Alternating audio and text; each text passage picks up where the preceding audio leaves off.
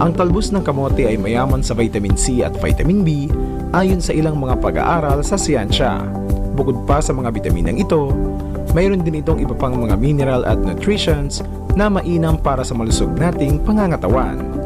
Narito ang ilan pa sa magagandang benepisyo ng talbos ng kamote sa ating kalusugan.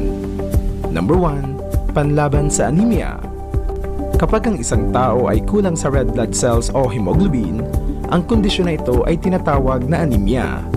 Ang mga taong anemic ay mapapansin nating maputla at nanghihina dahil ang hemoglobin ang nagbibigay ng kulay sa ating dugo. Malaking tulong ang pagkain ng talbos ng kamote sa ating katawan dahil nagtataglay ito ng iron na kailangan ng ating mga katawan upang makagawa ng sapat na red blood cells. Number 2. Anti-diabetes.